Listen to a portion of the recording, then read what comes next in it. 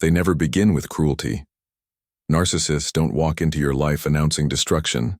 They arrive as charm, as admiration, as the perfect partner, the perfect colleague, the perfect friend. They study you with precision, learning your needs, your wounds, your hopes, and then they use them like weapons. What feels like love is bait. What feels like connection is strategy. And what feels like fate is manipulation. Narcissists seek one thing above all: control.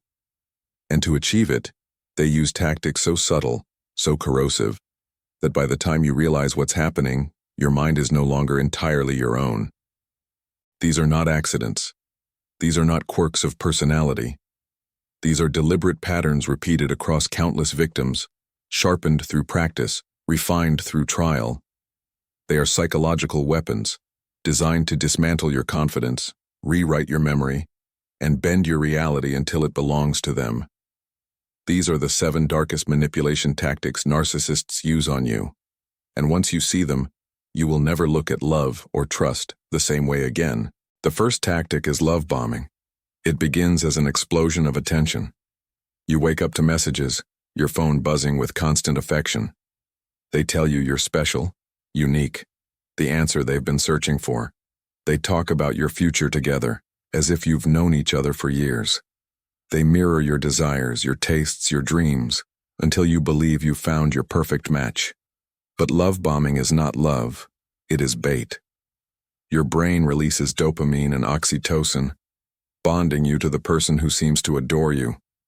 You get hooked, not on them, but on the chemical high of being idealized.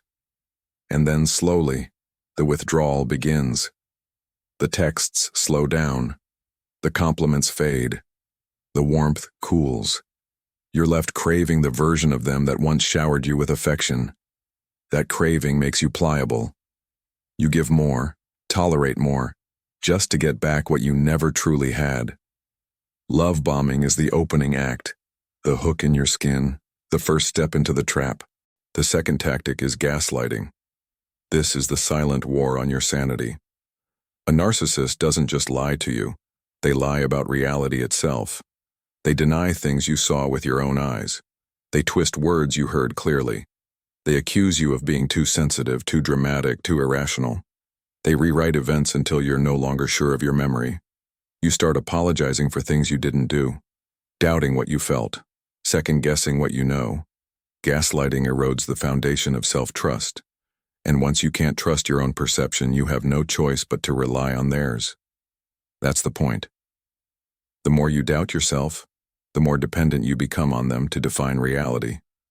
Gaslighting doesn't just confuse you, it rewires your sense of truth. It makes you question your own mind, until the only mind you trust is theirs.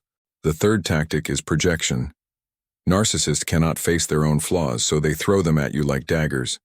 They lie, but accuse you of dishonesty. They betray, but accuse you of infidelity. They manipulate, but insist you're the one pulling strings.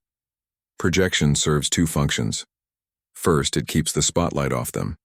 Second, it destabilizes you. You waste your energy defending yourself against accusations that are really confessions. And in defending yourself, you miss the truth. They are describing themselves. Over time, projection can infect your identity. You start questioning if maybe you are the problem. That's the cruel brilliance of projection. It hides their sins in your skin and leaves you bleeding for crimes you never committed. The fourth tactic is triangulation. Narcissists thrive on chaos, and nothing creates chaos faster than rivalry. They bring in a third person, an ex, a colleague, a stranger, and suddenly you're not enough. They compare you. She always understood me better. They hint at attention from others. He won't stop texting me. They praise someone else in your presence, leaving you insecure, jealous, desperate to compete. Triangulation destabilizes you. It makes you fight for their attention instead of questioning why you should have to. Sometimes the rival is real.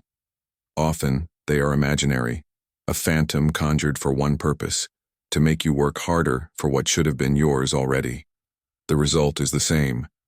You give more, tolerate more, sacrifice more, while they sit back feeding on the power of your desperation.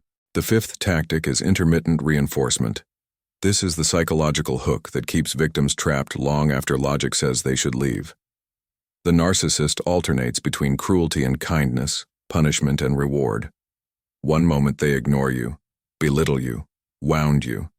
The next they are tender, apologetic, even affectionate. Just when you're ready to walk away, they give you a taste of the person you fell for at the beginning. It feels like hope. But it's not hope. It's conditioning. Psychologists call it variable reinforcement, the same principle that makes slot machines addictive. You never know when the reward will come, so you keep playing, keep trying, keep enduring. The unpredictability keeps you hooked, chasing crumbs of affection while they feast on your devotion.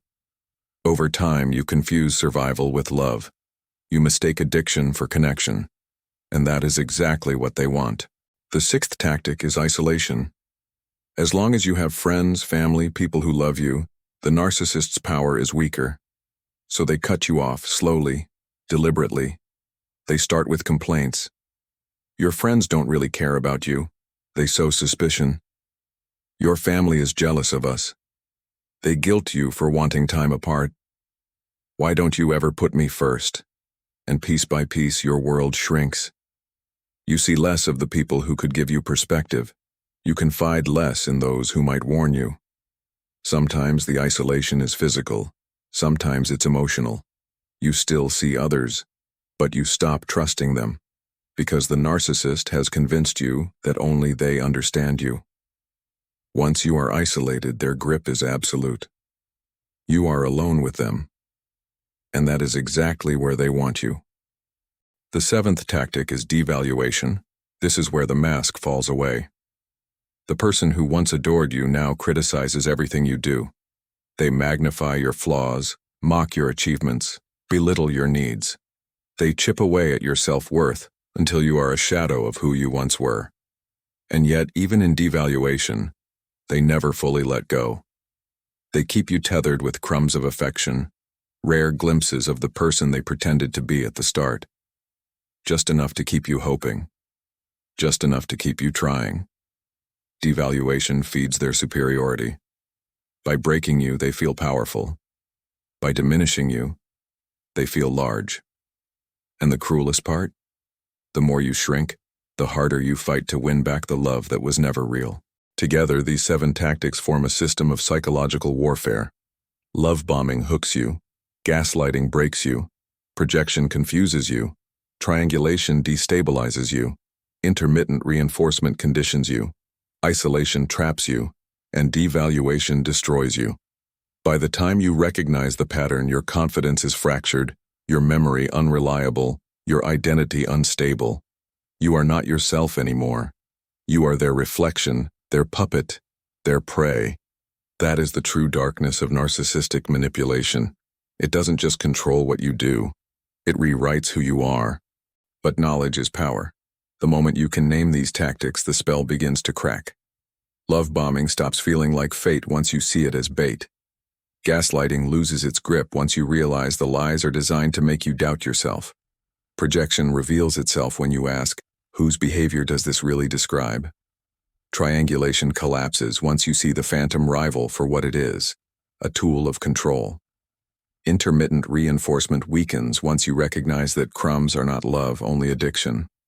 Isolation fails once you reach out, reconnect, rebuild your support.